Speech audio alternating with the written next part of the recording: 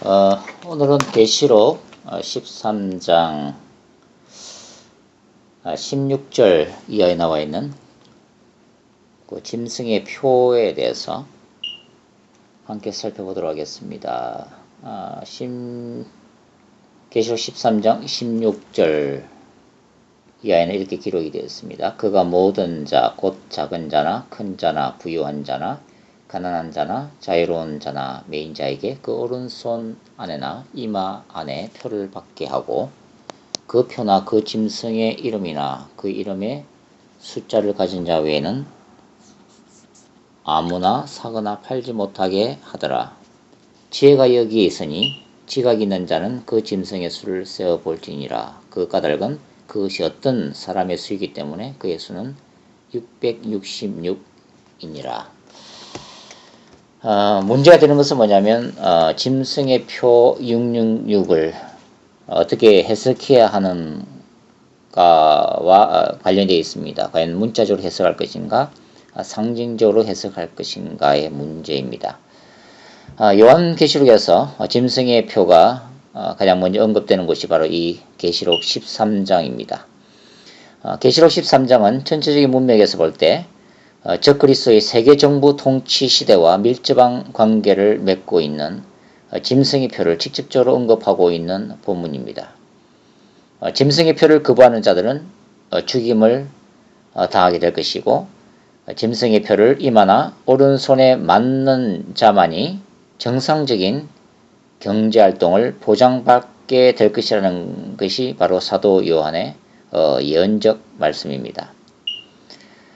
사도 요한은 계시록 13장과 14장에서 이마나 오른손에 짐승의 표를 받는 우상 숭배자들과 이마에 어린 양의 이름과 아버지의 이름이 기록된 참된 신자들을 날카롭게 서로 대조시키고 있다는 것을 우리가 주목해야 합니다. 무슨 얘기냐면 이마에 어린 양의 표를 받는 14만 4천은 14장 1절에 나오죠. 14만 4천은 이 계시록 13장 16절에서 18절에 나오는 짐승의 표를 받은 불신자들과는 서로 대조적으로 기술되고 있다는 것입니다. 우리가 잘 알다시피 신자들이 받는 이 표 또는 이는 성경 속에서 하나님의 소유적 개념임은 분명합니다. 따라서 표는 원칙적으로 하나님의 백성으로 인침받는 상징적인 의미임을 알 수 있다는 것입니다. 이 계시록 13장과 14장의 문맥의 흐름으로 볼 때 사도 요한이 의도하는 신학적 메시지는 명백하다고 할 수가 있습니다. 즉 예수 그리스도의 복음을 거부하거나 배도하는 자들은 바로 적그리스도를 따르는 자들이며 이들은 영적으로 이마나 손에 짐승의 표를 받는 자들이고 죽기까지 사단 숭배를 거부하고 죽임을 당하는 참된 신자들은 그 이마에 어린 양의 이름이 새겨져 있는 자들이라는 의미라고 할 수 있습니다. 따라서 우리가 인정해야 하는 우선적인 해석은 영적이고 상징적인 해석이라는 것입니다.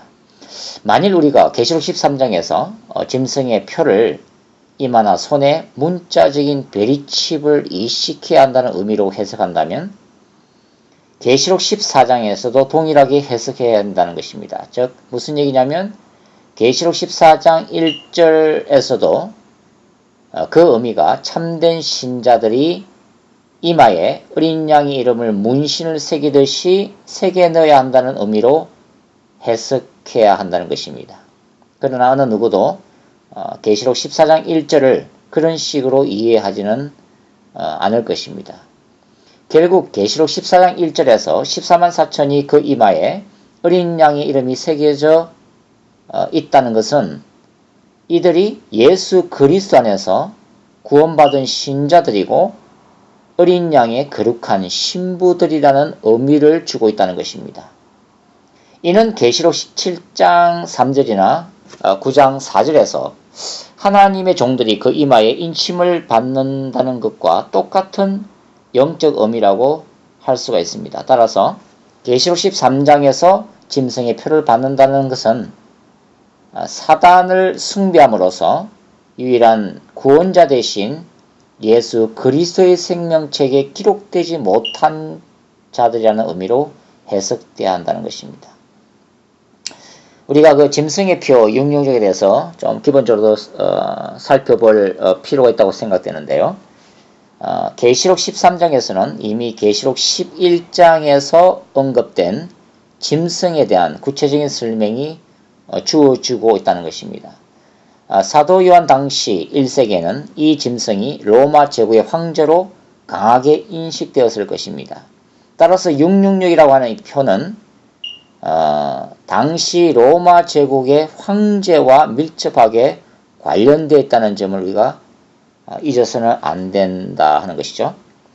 여기에서 많은 학자들이 666의 의미를 당시 고대 세계에서 사용했던 게마트리아 방식, 즉 헬라어나 히브리의 음가를 숫자로 환산해서 어떤 것을 상징하는 방식으로 이해하면서 로마 황제 이름들을 숫자로 계산했다는 것을 우리가 이제 이해할 필요가 있습니다. 예를 들면 찰스 같은 학자는 네로 가이사라는 이름을 히브리어식 표기로 계산해서 666임을 입증했고, 이걸 만일 라틴어 표기를 할 때는 616임을 주장한 바가 있습니다. 많은 사본들은 거의 666으로 되어 있지만 일부 사본들에는 616이라고 기록이 되어 있기 때문입니다. 그러나 많은 사람들이 이러한 방식을 도입한 결과 캐톨릭의 교황을 비롯한 수많은 유명한 인물들이 모두 666으로 계산되는 해프닝을 연출하기도 했습니다. 우리가 계시록 13장을 통해서 예고된 이 거짓 선지자의 역할 중에 하나는 땅의 모든 자에게 그 오른손이나 이마에 짐승의 표를 받게 할 것이라는 사실입니다. 짐승의 표와 관련하여 이 표는 요한 당시 황제 이름과 날짜가 찍힌 공식 문서의 인장이라는 주장도 있고, 요한 당시 군인들이나 노예들 또 신전 봉사자들에게 찍힌 일종의 낙인으로 보기도 합니다. 본질적으로 인 또 표는 소유, 충성, 보호의 상징으로 소유적 의미로 해석하는 것이 바람직하다고 그런 생각이 듭니다. 이 666이 참된 의미는 적그리스도의 시대가 되어야만 해결할 수 있다는 조지 레드의 의견을 우리가 존중하면서도 짐승은 원칙적으로 1세기 당시 부활한 네로 또는 제2의 네로라고 불렸던 로마 황제 도미티안을 의미했다고 우리가 이해할 수가 있습니다. 그리고 그 짐승의 수인 666은 하나님의 전능한 숫자 777에 비해서 불완전한 인간의 수를 의미하는 것으로 이해하는 것이 바람직하다고 생각됩니다. 일부 학자들은 666이 인간의 수인 동시에 6이 3번이나 반복되고 있는 것은 계시록에서 사단용 적그리스도 거짓 선지자라고 하는 그 종말론적 악의 삼위일체적인 의미가 담겨 있기 때문이라고 주장하기도 합니다. 여하튼 이 종말론적인 짐승 적그리스도는 사단의 모든 능력과 권세를 부여받은 존재로 인간의 눈에 보기에는 파탄과 혼란에 빠진 마지막 때의 세상을 구원할 완벽한 능력자, 거짓 메시아로서의 모습을 보여주게 될 것입니다. 그러나 이 적그리스도는 전능하신 하나님의 심판 아래 있는 불완전한 인간의 수 666에 불과하다는 것을 우리가 또한 기억해야만 할 것입니다. 우리가 그 짐승의 표 666 그리고 베리칩을 함께 생각할 때에 과연 이 666 짐승의 표가 베리칩인가 하는 문제에 대해서 우리가 조심스럽게 한번 그 가능성을 생각해 보도록 하겠습니다. 사실 베리칩에 대한 자료들은 이미 인터넷상에 광범위하게 올려져 있습니다. 일반적으로 베리칩에는 그 독자적인 16자리 수의 번호가 입력되어 있다고 합니다. 더군다나 베리칩 속에는 인간의 의식을 통제할 수 있는 128개의 DNA 코드가 은색 실리콘 안에 포함되어 있어서 그 궁극적인 목적이 과연 무엇인가 하는 우려를 자아내기도 합니다. 또한 베리칩 속에는 GPS 장치가 있어서 지구촌 어디에 있든지 그 추적이 가능합니다. 전문가들에 따르면 이 베리칩의 구조 중의 하나인 바이어 본드로 인해서 악성 종양이 발생할 수 있는 가능성과 또 이 베리칩을 작동시키는 리튬 배터리 때문에 인체 내에서 폭발 위험성도 내포하고 있다고 말합니다. 가장 우려되는 것은 이 베리칩에 내장된 GPS 기능을 통해서 수집된 각 개인의 모든 정보가 국가기관에 들어갈 소지가 있고 또 이런 이유로 인해서 앞으로 개인의 자유권이 침해되고 생활 영역이 철저히 감시되고 통제할 위험성이 있다는 것을 우리가 이제 생각해 봐야 한다는 것입니다. 일부 전문가들은 이러한 베리칩이 실제로 인간을 과연 철저히 통제할 수 있는 기능을 발휘할 것인가 하는 그 문제에 대해서는 아직도 지켜봐야 된다고 말하기도 하지만 앞으로 더욱 발전될 미래의 최첨단 정보기술의 총체인 이 미래적 베리칩은 인간의 심리 상태나 심지어 인간의 유전자 조작을 통해서 적 그리스도에 의해 인간을 노예처럼 통제할 목적으로 사용될 가능성이 높다는 점은 우리가 솔직하게 인정해야 하려고 봅니다. 이런 점에서 짐승의 표가 어떤 형태의 베리칩으로 그 모습을 드러낼 가능성도 배제할 수 없다고 봅니다. 이 베리칩의 미래적 기능이야말로 적그리스도가 인간과 세계를 효과적으로 지배할 수 있는 강력한 도구 중의 하나임을 부인할 수가 없기 때문이죠. 그러나 베리칩이 짐승의 표가 될 가능성이 여전히 열려 있음에도 불구하고 현재적 시점에서 베리칩이 곧 짐승의 표라고 단정짓고 그렇게 가르치는 것은 위험한 일이 아닐 수가 없다고 봅니다. 왜냐하면 짐승의 표는 일부 극단론자들의 주장처럼 컴퓨터에서 바코드로 또 바코드에서 베리칩으로 계속해서 그 주장이 수정되어 왔기 때문입니다. 따라서 짐승의 표가 앞으로 베리칩에서 어떤 다른 형태의 모습으로 변경될 수 있는 가능성도 존재한다. 그렇게 볼 수 있다는 것입니다.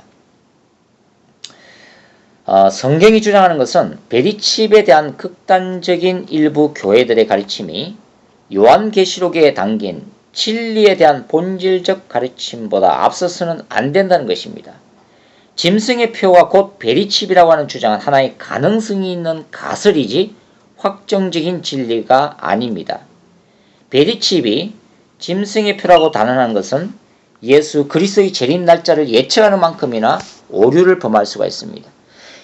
한 예를 들면 제7일 안식교회의 경우 하나님의 교회들이 안식일인 토요일에 예배드리지 않고 이교도들의 우상 숭배일인 일요일에 예배를 드림으로써 하나님의 계명과 율법을 깨뜨렸다고 주장합니다. 따라서 그들에게는 주일 성수가 곧 짐승의 표 666이 되는 것입니다. 베리칩 옹호론자들은 베리칩이 짐승의 표가 아니라고 가르치는 자들을 호의로 극단적으로 비판하지만 요한계시록은 원칙적으로 베리칩이 아니라 짐승의 표를 강조하고 있고 짐승의 표 이전에 종말론적인 신앙 자체, 순교자적인 그 믿음 자체를 더 강조하고 있음도 우리가 기억해야 할 것입니다. 베리칩과 이제 구원론과 연관해서 우리가 좀 생각해 보면 그 극단적인 베리칩 옹호론자들의 주장대로 베리칩을 거부하거나 받는 그 자체가 천국과 지옥을 갈라놓는 갈림길이 된다면 베리칩이 곧 예수 그리스도의 십자가를 대체하게 될 것이라는 무서운 결론에 이르게 된다는 것입니다. 무슨 말이냐면 인간의 구원이 십자가에 달려있는 것이 아니라 베리칩의 이식 여부에 달려있다는 주장이 되기 때문입니다. 물과 성령으로 거듭나고 십자가의 피 묻은 복음을 진실로 믿고 구원받은 참된 신자들이 여전히 예수 그리스도에 대한 믿음을 고백함에도 불구하고 어떤 경로를 통해 베리칩이 몸속에 이식되는 그 순간 유전자 조작과 의식 조작에 의해서 구원을 상실하고 영원한 지옥으로 떨어지게 된다는 논리가 과연 성경적인가 하는 것입니다. 한 예를 들어보겠습니다. 어떤 신자가 평생을 주님을 믿고 사랑하는 삶을 살다가 말년에 치매에 걸려서 예수가 누구인지 기억하지 못하는 지경에 이르렀다고 한번 가정해보죠. 그 신자는 치매 때문에 구원에 이르지 못하고 지옥에 떨어지게 되는 것인가 하는 것입니다. 그럴 수는 없다는 거죠. 예수께서는 생명책에 기록된 그 영혼이 기억하고 계신다는 것입니다. 극단적으로 말해서 적그리스도의 지배하에서 어떤 신자가 마취 상태에서 강제적으로 짐승의 표를 문자적으로 받았다 할지라도 그 구원이 취소될 수 없습니다. 제 주장은 설령 베리칩이 짐승의 표라고 가정해도 신자의 양심과 자유의지가 주 예수를 부인하지 않는 한 구원이 유효하다는 것입니다. 베리칩 옹호론자들은 베리칩이 이식된 상태에서는 자유의지가 적그리스도가 원하는 방향으로 움직이고 결과적으로 신자라 할지라도 예수를 부인하게 되고 동시에 계시록이 강조하는 짐승의 표인 베리칩을 이미 받았기 때문에 구원이 취소된다고 주장하지만 베리칩이 이식된 상태에서의 혼란에 빠진 신자의 의지는 구원을 취소시킬 수 있는 배교에 해당되는 죄가 될 수 없다라고 봐야 한다는 것입니다. 고대 로마 세계에서 로마 황제를 신으로 인정하는 자들은 신전을 나올 때 손이나 이마에 문자적으로 표를 받았다는 기록이 있습니다. 이들은 그 대가로 시장에서 파격적인 가격으로 물건을 구입할 수 있었고 사회적인 이익을 보장받기도 했습니다. 이들은 분명히 로마 제국의 황제를 신으로 인정하는 예배에 의지적으로 참석했고 로마 황제를 신으로 인정하는 사람들이었습니다. 다시 강조하지만 이들은 적극적인 의지를 가지고 로마 황제를 신으로 숭배하는 자들이었고 그들이 받았던 표는 우상 숭배에 대한 결과이자 사람들에게 보여주는 공식적인 증거였다는 것입니다. 만일 베리칩이 짐승의 표라고 할지라도 베리칩은 적그리스도의 숭배의 결과일 뿐입니다. 즉 누군가가 적그리스도를 숭배할 것을 먼저 결정하고 난 다음에 그 결과로서 베리칩을 받게 될 것이라는 사실이죠. 교회의 세례의식도 마찬가지라고 생각합니다. 어떤 초신자가 예수 그리스도를 알고 그분을 구원자로 삶의 왕으로 믿고 고백했을 때 교회 공동체 앞에서 세례를 받게 됩니다. 이러한 경우에 이 사람을 구원한 것은 세례의식 자체가 아닙니다. 세례의식 이전에 그가 예수 그리스도의 십자가 복음을 받아들였기 때문에 그가 구원을 받았다고 하는 거죠. 이와 마찬가지로 베리칩 이식 자체가 중요한 것이 아니라 베리칩을 받게 된 적그리스도를 숭배하겠다고 결정한 그 자체가 그 영혼의 구원 여부를 결정하게 된다는 것입니다. 계시록 13장에서 짐승의 표는 짐승을 숭배하는 자들이 그 결과로서 자연스럽게 받아들일 행위로 예고되고 있습니다. 계시록 14장에 기록된 셋째 천사의 경고 또한 주의 깊게 읽어볼 필요가 있습니다. 계시록 14장 9절과 10절은 이렇게 기록하고 있죠. 만일 누구든지 짐승과 그의 우상에게 경배하고 이마에나 손에 표를 받으면 그도 하나님의 진노의 포도주를 마시리니.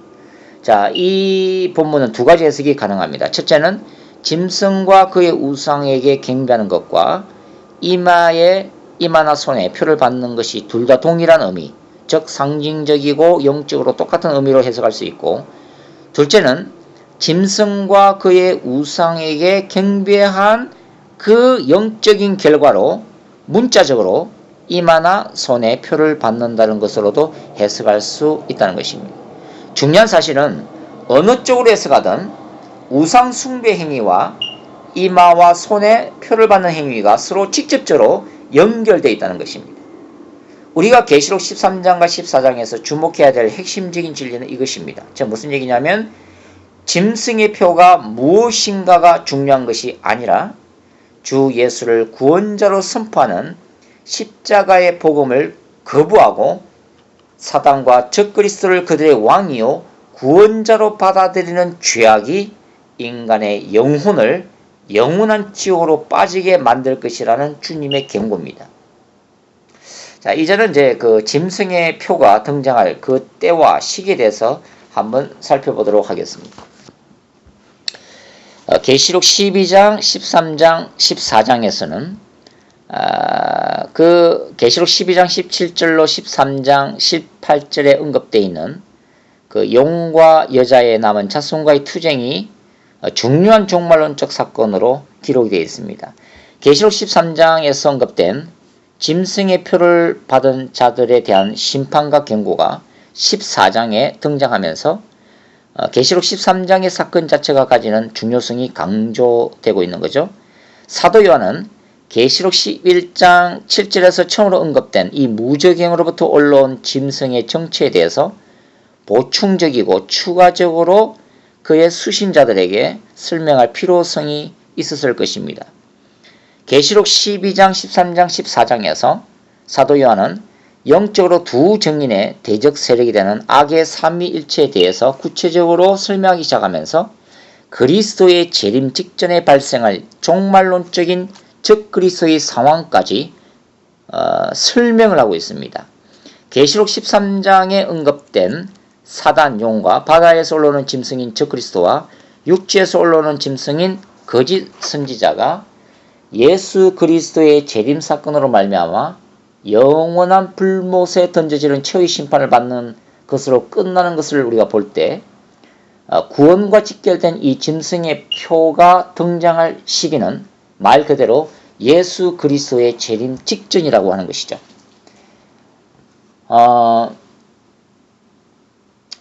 일부 극단적인 목사님들의 주장대로 과연 이 베리칩이 계시록 13장에서 예언하고 있는 바로 그 짐승의 표인가에 대해서 우리가 좀 신중하게 생각해 볼 필요가 있다고 봅니다. 계시록 13장의 적그리스도는 이 땅의 모든 인간들에게 강제적으로 우상 숭배와 짐승의 표를 강요하고 이 명령을 따르지 않은 자들을 죽음으로 몰아갈 정도로 정말 세계적인 정치 권력, 경제 권력, 종교 권력을 모두 장악하고 있습니다. 이는 명백히 적그리스도의 세계 정부 형태가 아니면 불가능한 것입니다. 그러나 계시록 13장에서 적그리스도가 그의 본격적인 그 세계 지배 체제를 구축하기까지 성경은 일련의 사건들을 먼저 전제를 하고 있습니다. 즉 계시록 11장 1절에서 2절에 기술된 제3의 예루살렘 성전이 재건되고 그 다음에 두 정인이 무저갱에서 올라오는 짐승인 적그리스도에게 죽임을 당하는 사건이 발생해 되고 마지막 때에 유대인들과 이방인들이 회심하는 마지막 영혼 추수 사건이 일어나야 한다는 것입니다. 그것이 계시록 11장 13절입니다. 그뿐만 아니라 요한계시록의 전체적인 문맥에서 볼 때에도 마지막 재앙인 7개의 대접재앙, 대환란을 제외하고 첫째 나팔 재앙부터 6번째 나팔 재앙들이 전 세계를 휩쓰는 일반 환란 시대가 먼저 앞서야 된다는 것입니다. 이것이 이제 계시록 8장부터 시작해서 11장 13절까지 끝나는 사건이죠. 더군다나 계시록 13장은 장차 적그리스도가 그의 죽음 직전에서 기적적으로 회생하여 세계인들의 주목을 받으며 숭배될 것임을 예고하여 그가 예수 그리스도의 죽음과 부활을 그대로 모방할 것임을 예고하고 있고 신자들이 박해와 죽임을 당하게 되고 거짓 선지자에 의해서 하늘에서 불이 떨어지는 거짓 기적들이 나타날 것과 짐승의 우상에게 경배할 것이 강요되는 사건을 얘기를 하고 있습니다. 따라서 계시록 13장이 예고하고 있는 적그리스도의 시대는 아직 도래하지 않았다라고 보는 것이 논리적입니다. 결과적으로 계시록 13장이 경고하고 있는 짐승의 표가 나타날 시기는 아직 아니라는 것이죠. 결론적으로 지금 대두되고 있는 베리칩은 계시록 13장의 짐승의 표가 될 수 없다는 것입니다. 언젠가는 우리는 마지막 때의 전 세계적인 재앙과 전쟁, 환란들을 통해서 혼란과 미혹의 틈바구니 속에서 적그리스도가 전 세계의 평화적 메시아로 추앙을 받으면서 역사의 전면에 대두되는 것을 보게 될 것입니다. 주님의 재림을 눈앞에 둔 대환란 시기에 적그리스도는 그에게 주어진 권세를 휘두르게 될 것이고 그 과정에서 짐승의 표를 강요하게 될 것이라는 의미죠. 지금의 시기는 사단이 그의 아들인 적그리스도의 시대를 준비하는 예비 시기에 해당합니다. 우리는 하나님의 말씀들을 종합적으로 살펴보면서 신중하게 그 말씀을 현실과 역사에 적용해야 한다고 봅니다. 짐승의 표에 대한 강조는 분명히 진리고 성경적이지만 이 예언을 언제 어떻게 구체적으로 적용해야 할지는 좀 더 살펴볼 일이라는 것입니다. 베리칩에 대한 지나친 관심과 강조는 상대적으로 십자가의 복음에 대한 관심을 약화시킬 가능성이 있음을 우리가 직시해야 합니다. 주 예수 그리스도의 다시 오심을 준비하는 우리의 믿음이 강조되는 것이 바로 이 마지막 때입니다. 그렇기 때문에 예수 그리스도의 신부로 준비되는 그 거룩함보다 베리칩을 받는 것, 그 행위 자체에 대한 관심을 가지게 된다면 그것이 오히려 비성경적이라고 하는 거죠. 이 베리칩에 계속 관심을 갖게 만드는 이러한 경향은 영원한 십자가의 진리에 대한 신자들의 관심을 무너뜨리는 사단의 미혹에 잘못하면 빠져드는 것이 아닌가 그런 생각을 해봅니다. 다만 우리는 이 베리칩이라는 것이 앞으로 어떻게 발전되고 적용되는지는 깨어서 지켜보아야 한다는 것입니다. 이런 내용들을 좀 정리하면 이렇게 이제 말씀드릴 수가 있겠습니다. 첫째는 계시록 14장에서 하나님의 표를 받는 14만 4천이 하나님의 백성으로 구원받고 인침을 받는 어떤 소유적 개념으로 해석되어야 한다면 계시록 13장에 언급된 짐승의 표 666 또한 1차적인 의미로 해석되어야 되고 그 본질적인 의미는 1세기의 그 로마 황제 또는 네로 황제를 의미하면서 사단과 적그리스도를 숭배하는 그 자체를 경고하고 있다는 것입니다. 두 번째는 미래적 베리칩이 짐승의 표가 될 가능성을 배제할 수는 없지만 베리칩을 짐승의 표로 확정하는 것은 비성경적이다 하는 것입니다.